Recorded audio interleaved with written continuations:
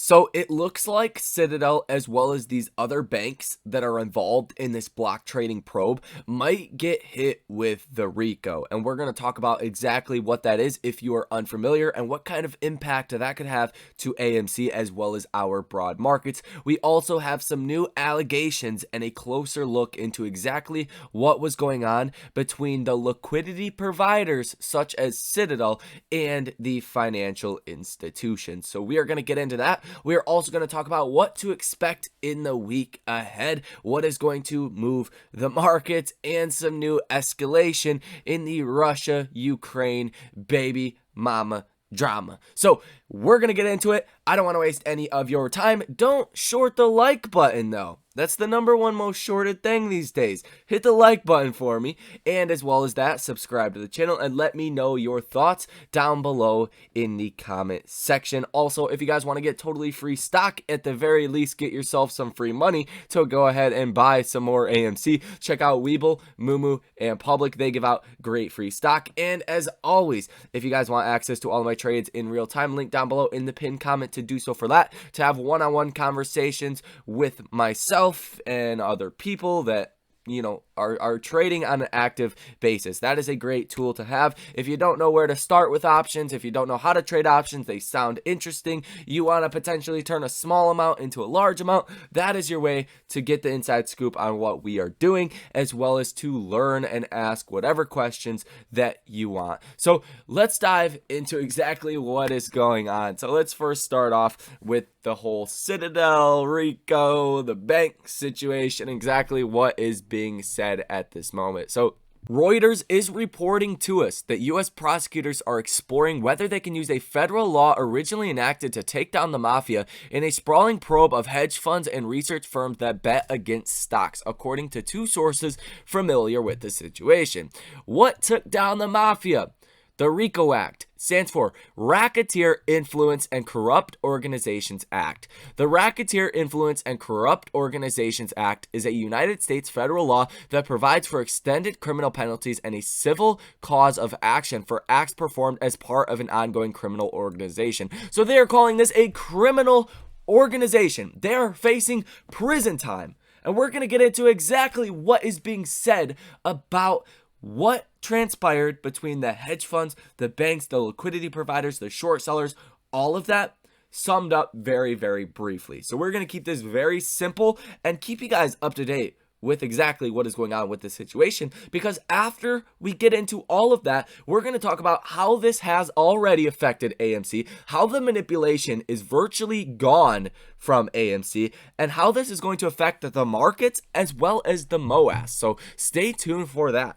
But it does say right here, the relationship that Morgan Stanley banker Pawan Posse, I'm probably butchering that, has cultivated his role in communicating with investors buying and selling big blocks of stock are getting scrutinized by U.S. authorities. That investigation has started looking at communications between Posse and executives at hedge fund firms, including Citadel, LLCs, Savoyer Capital, and Element Capital Management, Bloomberg reported, citing people with knowledge of the matter. Smaller firms, including CAAS Capital Management and Inslet Management, are also being looked at, Bloomberg said. On Monday, the Wall Street Journal reported that the SEC and Justice Department are investigating Morgan Stanley and Goldman Sachs for whether they were improperly tipping hedge fund clients before large share sales. We have also known this for a while, and I think we can take some level of credit of exposing a lot of this fraudulent behavior that has been going on. And why is this so bullish? Because fucking who cares if they go to prison? If it doesn't help our movement, why are we even talking about it, right? But it does help our movement. Why? Obviously, because the liquidity providers as well as the banks, they front run trades. They can dictate what the stock does. And that's exactly what they have done. They have pinned the stock in certain ranges wherever they wanted the stock to be. And that's what they've done over the past year, ever since that June rally.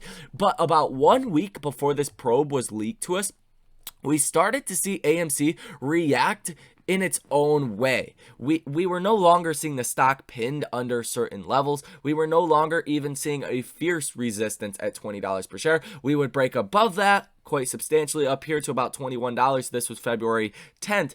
And then we did come down due to market turbulence, which is expected to happen, but we're not seeing the stock acting the same way. And I do also want to point this out. This is before, obviously, Citadel, the banks were sent subpoenas. This was February 1st. This was when AMC released its financial results for Q4, which was the best quarter in 2 years. They had much more free positive cash flow and EBITDA than what the highest expectations were for AMC. We'd seen 124 million shares that traded hands that day, and the stock only closed up 4.98%. Even the day before this, the stock was up 6.64% with only 41 million for volume.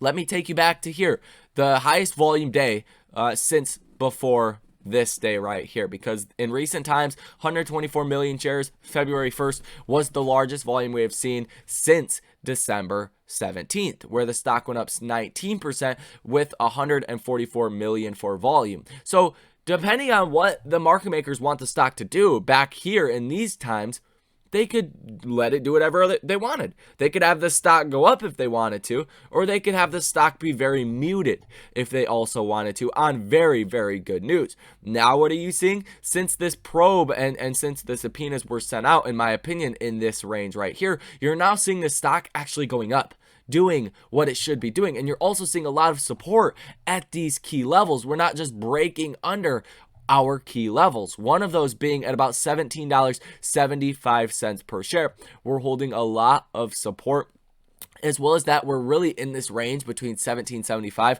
and $20 per share, which is a very bullish sign. And this all comes because of the subpoenas, makes it so, the DOJ, FBI, SEC, everybody is able to pay attention to what they are doing, and they're not going to keep manipulating the stock in the way that they have now that they're being investigated, potentially being hit with the Rico. The last thing you're going to do is go, do the same thing that got you in that situation to begin with. So very interesting. Let me know if you guys have anything contradictory to what I am saying and why you don't think the manipulation is gone. And let me be very clear. There can be manipulation between hedge funds and hedge funds, but not the big guys, not the market makers. The motherfuckers that route our orders, they're not manipulating the stock anymore. If you think they are, provide me some reasoning why they are. Provide a link, provide something. I will make a video and say why I was wrong, why there could be some manipulation still in the stock, and I will cite you as a source. So let me know if you have anything to add on that down below in the comment section. Thank you for those of you guys that did do that. But this is very bullish and very exciting nonetheless, because now AMC can do what it wants. And all we need to see at this point is the margin calls in the liquidity crisis, which is going to happen when Apple falls. Apple is the key to all of this. Really, Apple and Microsoft, but Apple leads the way for the markets. Apple and S&P have the same exact charts. Go check out the last video that I made on the significance of Apple going down and the hedge funds not protecting their portfolios. That will give you the full scope and understanding of that part of this equation. But it looks like we're getting very, very close to actually seeing the MOS, and you guys should be very excited. Don't be naive, but also be excited that we are on the right path here. The situation is getting better, not worse. So let's now dive into this whole Russia-Ukraine situation, the baby mama drama that is going on today. So it says, NATO's chief says Russia could invade Ukraine without any warning at all as Putin tests missile launches. Well, we have heard this. We have seen this. Could invade Russia without any warning at all. I've probably seen about 25 different headlines about this over the past week or so, right? So this is no surprise. I don't know what to make of this situation right now. It seems like to me there's no logical benefit from invading Ukraine. You could say land all you want, land. Ukraine is not a wealthy place. It wouldn't add to Russia's GDP. It wouldn't help them more than the sanctions would hurt them. So it would actually have a negative benefit to Russia by doing this. And Russia already has a very small economy because of these sanctions that have been happening for a very long time. So to add more on there doesn't make sense. Russia is not the powerhouse they used to be. They're a shell of what they used to be. Their economy is like the 10th largest economy, whereas it used to be like the second largest economy. So That whole situation doesn't make a lot of sense to me. What Vladimir Putin said in 2015 was that Ukraine is their brothers, they are the same people, and Ukraine does hold a lot of historical significance to the history of Russia for wars and other things that have taken place, in Russian territory, and that's why Vladimir Putin said in 2015 he wants to reunite the country. So that's the only reason I can think of why Russia would actually want to take Ukraine, but then again, to kill hundreds of thousands of people doesn't make all too much sense in my personal opinion. Also, let me know your take on that. But it does say the key points right here. Over 150,000 Russian troops are stationed at various points along the border with Ukraine. Russian forces have also been posted in Belarus, an ally that lies to the north of Ukraine. In quotes, they have all the capabilities in place, Russia, to launch an attack on Ukraine without any warning at all. And then this says, Stoltenberg's comments came as Russian military launched ballistic and cruise missiles on Saturday in a show of its nuclear readiness. So just a lot of fear-mongering, I think, in my personal opinion. Who knows, I might be wrong, they might invade, but I am not holding my hat to it. A lot of what we have already heard is being said yet again. And when it comes down to the markets and how this would impact the markets, usually peak fear is before an event. There's a weird anomaly, and I believe it's called the puzzle to something along those lines. Just search it up. Why the stock market goes up during wars. I forget the exact name of what it is, but it's a phenomenon that nobody really fully understands, that the markets go up during times of war, but they have a lot of fear heading into that war event, right? Think about World War II.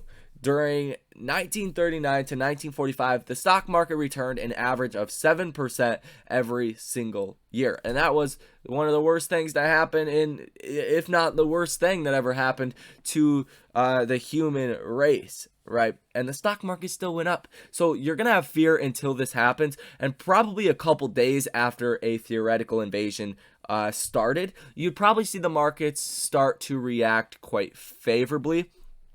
And that's really my take on that. It can be a near-term catalyst, but really the only thing the markets care about is going to be the Fed, right? The Fed, and data points around the Fed. You guys can see this article right here. It says Russia's Ukraine threat and worries on Fed rate hikes could make for a turbulent week in markets. The key points, and this is for this upcoming week. Tensions between Russia and Ukraine dominate market focus in the week ahead. Analysts are also watching key technical levels for stocks during these volatile times. It's a busy week for economic reports, and Friday's personal consumption expenditures inflation data, which is watched by the Federal Reserve, is among the most important. So that's on Friday. That is definitely going to set the mood and the tone for that meeting on March 16th. And ultimately, like I said, the only thing the markets are going to care about is the Fed, how fast they raise rates, if they have to put the economy into a literal recession to get inflation down, or if they're able to do this soft landing approach.